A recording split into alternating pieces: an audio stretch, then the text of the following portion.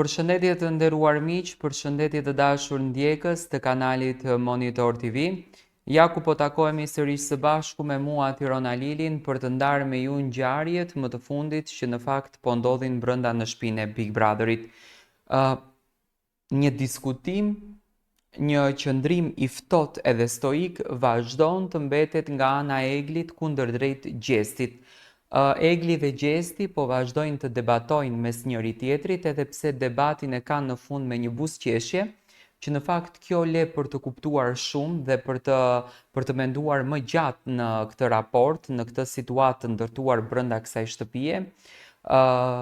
Egli dhe Gjesti po merrnin erezë dielli në verand, ishin të pozicionuar pas debateve të shumta që Egli pati sot, dhe Gjesti i thot me shumë modesti që afro pak më afër meje, do me thënë Gjesti e ngacmon, unë e kuptoj se çfarë dëshiron të bën Gjesti, sepse e mban veten në qendër të vëmendjes dhe e mban dhe Eglin në qendër të vëmendjes, afro më pak afër meje për të biseduar.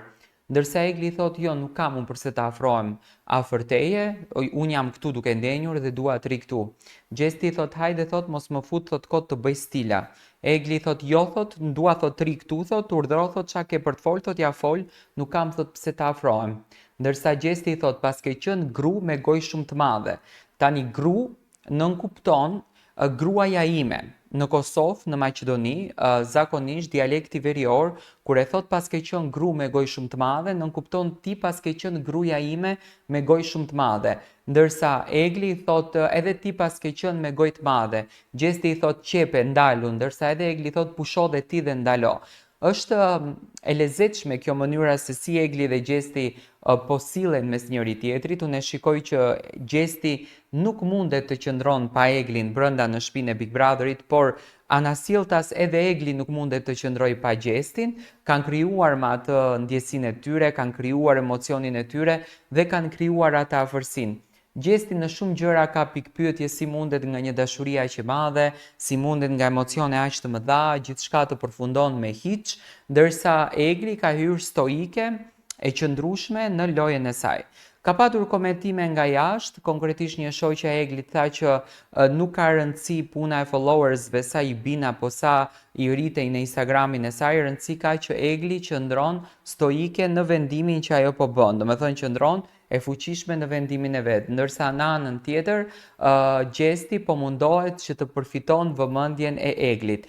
Egli sillet shumë ftohtë, sillet shumë arrogante, Gjesti e merr me shaka gjën, e merr me loj, por duket brenda vetes së tij që është shumë i mërzitur, është shumë i lënduar dhe në fakt kalon një lloj trishtimi, kalon një lloj tmerri brenda në shtëpinë e Big Brotherit me këtë situatën e Eglit. Do të thënë vazhdonin jashtë të komentojnë njëri tjetrin, ku në mes ishte Danja, sepse tashmë Egli ka krijuar një afërsi shumë të madhe me Danjën dhe po mundoheshte t'i gjuan Gjestit. Si e gjykoni ju këtë qëndrim të Eglit ndaj Gjestit, të paktën edhe në ditën e sotme, ku Gjesti vërtet po i kërkon afërsi për t'u sqaruar dhe për të vazhduar së bashku si një miqësi apo një afërsi më e madhe më pas jashtë në shtëpinë e Big Brotherit për të sqaruar gjërat.